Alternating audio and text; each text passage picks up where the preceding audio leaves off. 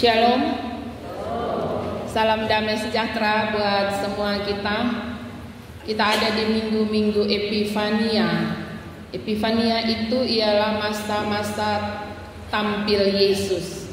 Jadi ini adalah minggu pertama di mana di minggu ini firman Tuhan di semua gereja Protestan ialah berbicara tentang tampilnya Yesus. Saudara-saudaraku yang kekasih, Markus begitu ringkas sekali menuliskan tentang dua hal ini, dua poin penting ini, yaitu tentang Yesus dibaptis. Dia hanya menuliskan dalam 3 ayat bacaan, dan Yesus di dalam pencobaan di padang gurun dalam 2 ayat bacaan. Tetapi dari bagian yang terbaca bagi saya dan saudara ini ada 3 hal penting yang saya coba catat. Yang pertama yaitu Yesus tampil dan dia telah siap untuk memulai karyanya. Yang kedua, Yesus ada di dalam kerendahan diri untuk menerima baptisan dan peneguhan dari Allah. Dan yang ketiga, Yesus memulai pelayanannya diawali dengan ujian. Saudara-saudaraku yang kekasih, setelah benar-benar siap, Yesus tampil dengan sendirian. Ia datang membawa diri kepada Yohanes di Sungai Yordan untuk dibaptis. Jarak tempuh perjalanan dari kampungnya di Nazaret sampai ke Sungai Yordan itu kurang lebih 48 kilo saat sekarang ya, karena sekarang ini diukur lewat jalan yang sudah begitu luar biasa tahun sekarang. Tapi entah ya, zaman dulu pasti lewat jalan-jalan tikus, jalan masih kecil, tidak tahu lewat ikut bagian mana ya. Sebagai manusia, ia mempersiapkan dirinya untuk menerima pekerjaan besar yang dipercayakan kepadanya, yaitu karya keselamatan yang Allah berikan baginya untuk ia jalani. Sesuatu yang tidak mudah. Karena itu Yesus tampil ini diperkirakan berusia antara 30 tahun. Ia muncul terakhir pada usia 12 tahun di Bait Allah. Berarti 18 tahun kemudian baru ia kembali dimunculkan. Saudara-saudaraku yang kekasih, ia datang dan memberi diri untuk dibaptis oleh Yohanes. Ini memberikan gambaran kepada kita tentang betapa Yesus mau mengosongkan dirinya. Ini berbicara tentang kerendahan hati. Ia menanggalkan keilahiannya, ya, Allah yang begitu agung dan luar biasa. Ia tanggalkan itu dan ia datang sebagai manusia biasa untuk ikut berproses dalam proses pembaptisan Yohanes, yang walaupun waktu itu baptisan Yohanes adalah baptisan pertobatan. Yohanes mendahului Yesus untuk mempersiapkan orang-orang Israel menerima kabar yang akan Yesus bawa. Karena itu dia mengawalinya dengan menyerukan tentang pertobatan. Orang harus memiliki hati yang ada dalam pertobatan, baru bisa mengerti dan memahami setiap apa yang akan disampaikan oleh Allah melalui Yesus. Melepaskan kehidupan lama dan menjadi manusia baru, itulah yang diharapkan oleh Yohanes dalam proses pembaptisan yang ia lakukan bagi banyak orang di Israel pada waktu itu. Berbeda dengan apa yang terjadi bagi Yesus. Yesus sendiri datang bukan karena ia akan menjadi manusia baru, karena sesungguhnya dia bukanlah manusia yang berdosa. Dia benar-benar sama dengan manusia kecuali dosa. Itu berarti ketika Yesus menyerahkan dirinya kepada Yohanes untuk dibaptis, sebenarnya ia sedang ada di dalam proses mengosongkan dirinya sebagai Allah. Ia benar-benar mau menjadi manusia untuk menjalani karya-karyanya. Dan baptisan Yohanes yang terjadi pada Yesus menjadi simbol peneguhan Allah. Ketika Yesus masuk ke dalam air, dibaptis, dan ketika ia keluar, simbol peneguhan Allah terjadi. Bacaan kita mengatakan langit terkoyak, roh seperti merpati turun ke atasnya, dan kalimat peneguhan dari Allah terdengar, "Engkaulah anakku yang kukasihi, kepadamulah aku berkenan." Saudara-saudaraku yang kekasih, karena itu peneguhan yang sesungguhnya terjadi langsung dari Allah melalui tanda-tanda langit.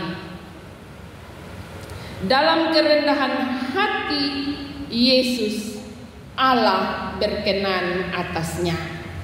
Ya. Melalui kerendahan hati Yesus, Allah berkenan atasnya. Saudara-saudaraku yang kekasih, setelah Allah meneguhkan anaknya, maka kita dapat membaca di sini, di dalam pimpinan Roh, Yesus dibawa ke padang gurun. Ia menempatkan Yesus pada situasi di mana Yesus harus berhadap-hadapan langsung dengan iblis.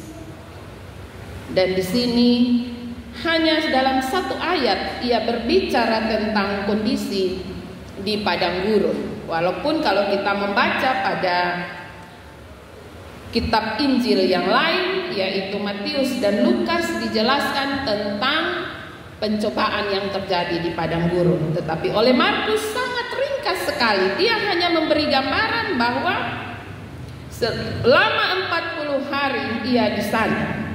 Ia dicobai oleh iblis, dan ia berada di antara binatang-binatang liar. Ia menempatkan Yesus pada situasi di mana Yesus harus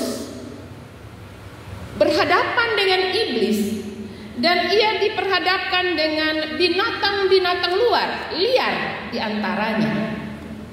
Catatan ini menggambarkan kepada saya dan saudara bagaimana Allah berproses dalam diri Yesus untuk membawa Yesus dalam sebuah pekerjaan yang jauh lebih dahsyat dibanding apa yang ia hadapi di padang gurun.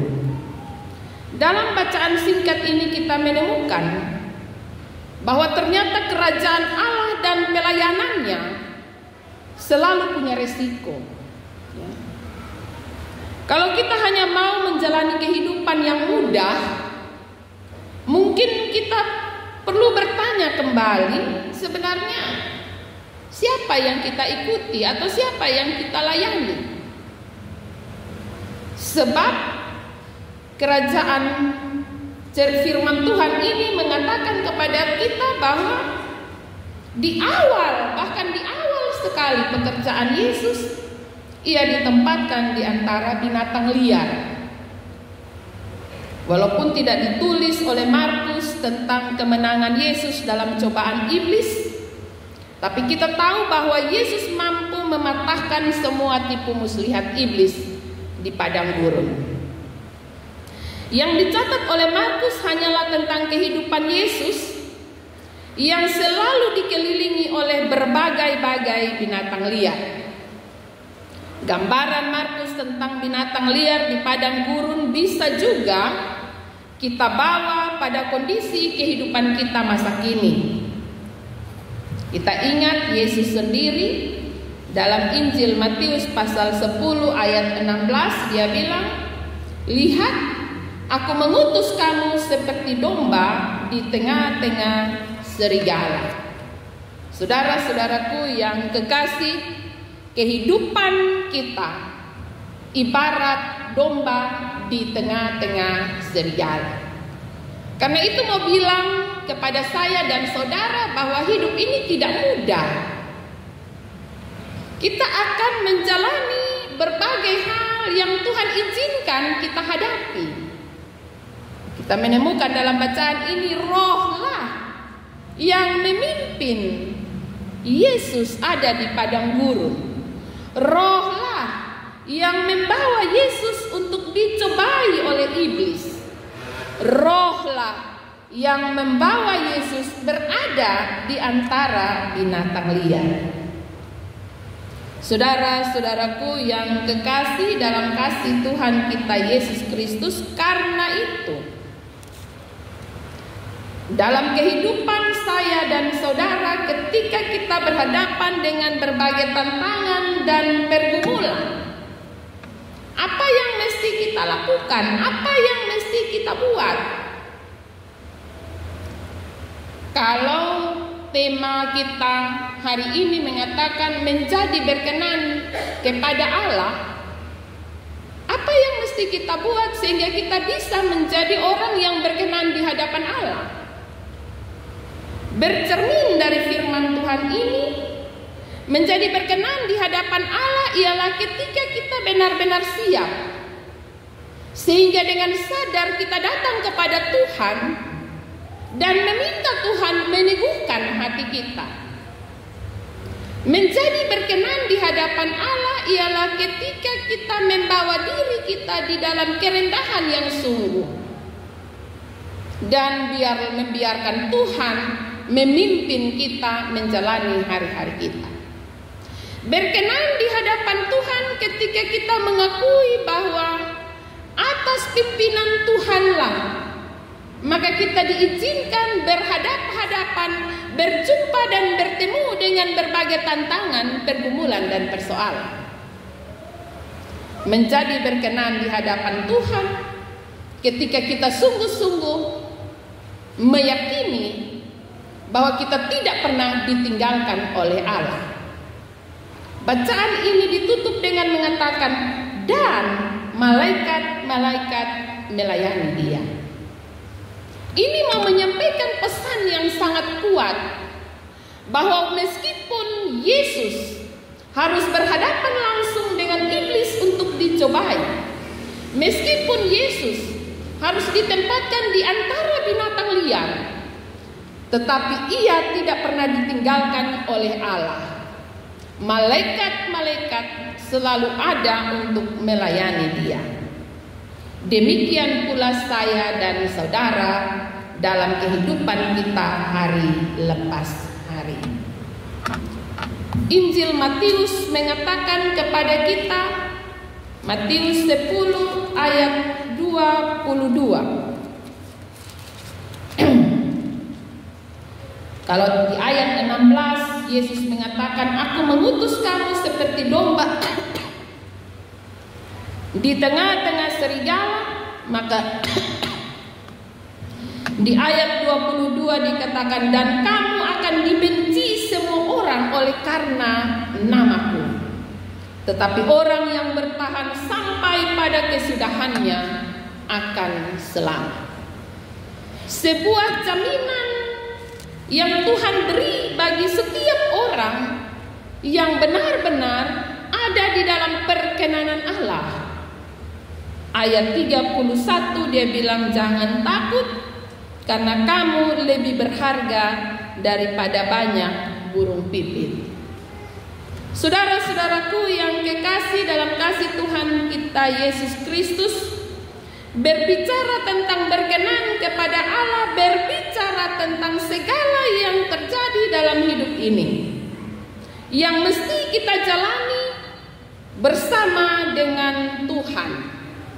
Firman Tuhan sendiri memberi jaminan kepada kita akan penyertaan Allah dalam kehidupan kita hari lepas hari. Karena itu, kalau di padang gurun melalui malaikat Allah menyertai dan melayani Yesus, maka di dalam kehidupan kita pun, sebagaimana janji Yesus dalam Matius 28 ayat 20, Dia mengatakan, dan ketahuilah aku menyertai kamu senantiasa sampai kepada akhir zaman. Janji ini ya dan amin.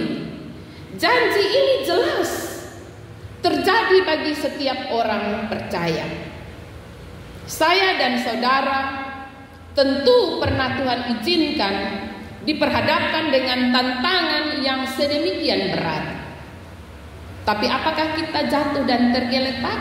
Tidak. Tidak. Karena Ia dalam penyertaannya tidak pernah meninggalkan saya dan saudara. Dalam Matius tadi dia katakan bahwa engkau berharga, jangan takut. Engkau lebih berharga, burung pipit saja dia pelihara.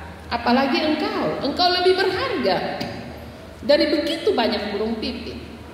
Ingat, aku menyertai engkau sampai akhir zaman. Karena itu di Minggu Epifania yang pertama ini saat Yesus tampil, dia tampil sebagai Allah dan Tuhan yang siap untuk menjadi pembela kita. Dia siap untuk menjadi penyelamat kita. Dia siap untuk diperhadapkan dengan tantangan yang hebat. Iblis sekalipun Ia kalahkan. Maka dengan demikian, sebagai anak-anak Tuhan yang berharga dan dikasihinya, marilah kita menjalani hari-hari hidup kita dengan kepastian, dengan kekuatan, dengan sukacita, bahwa kita punya Tuhan yang mengasihi kita, yang meskipun dalam perjalanan bisa saja kita diperhadapkan dengan tantangan, pergumulan dan persoalan, tapi kita tetap punya Tuhan yang mengasihi dan yang tidak pernah meninggalkan kita, yang akan menjadi pembela kita dan yang akan memenangkan kita dalam segala perkara. Tuhan Yesus memberkati firman-Nya.